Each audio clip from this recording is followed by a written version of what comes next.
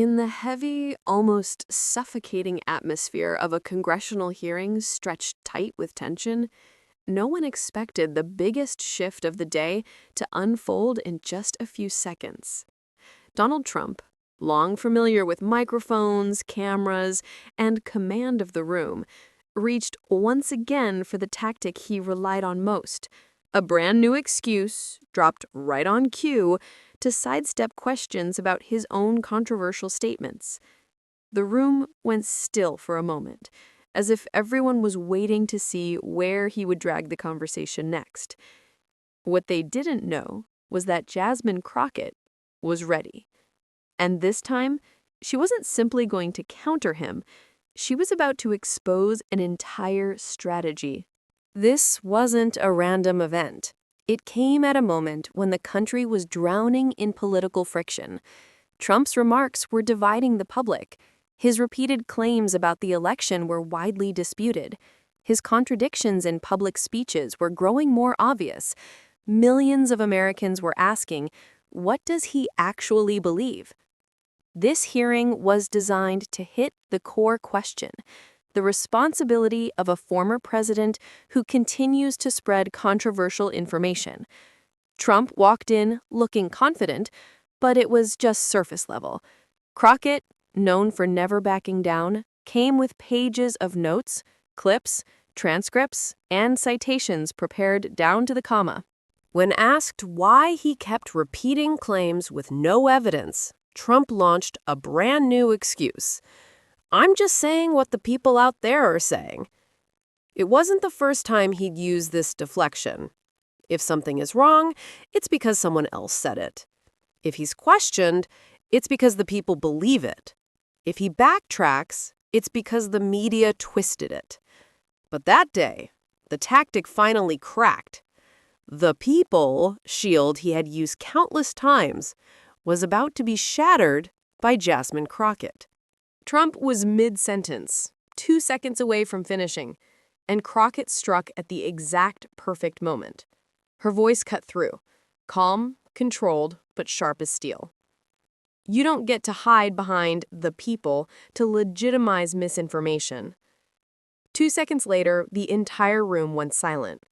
Lawmakers glanced at each other. Cameramen froze for a beat. Trump's eyebrow lifted, irritated by the interruption. But Crockett didn't give him space to recover. She pushed one step further, her tone steady, razor clean. "You say it because you want to say it." The line hit the room like a red marker slicing across the hearing floor. Right after putting Trump on defense, Crockett opened a folder she had prepared with surgical precision. Inside were a transcript of Trump's speech from August 10th, a clip showing him contradicting that same statement on August 11th, 3 direct quotes that exposed the inconsistency, and a legal analysis breaking down his wording. The mood in the room shifted instantly. Trump leaned forward, trying to skim the papers, but unable to keep up.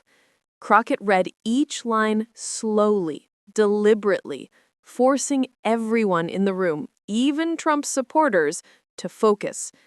Then came the line that dominated social media for days. "Nobody out there said these words, Mr. Trump. Only you did." Trump's face tightened. His aides behind him whispered frantically, probably a suggested rebuttal, but he had no time. Jasmine was already moving on. Trump attempted to regain control with his usual moves, calling it a political attack, claiming unfair treatment, insisting he was just defending the truth. But Crockett refused to let him blur the issue. She cut him off again.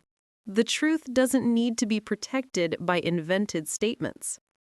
The camera zoomed in. Trump's expression froze for a split second, an unguarded moment where everyone could see it clearly. He was losing control of the exchange. After exposing the contradictions, Crockett shifted to analysis.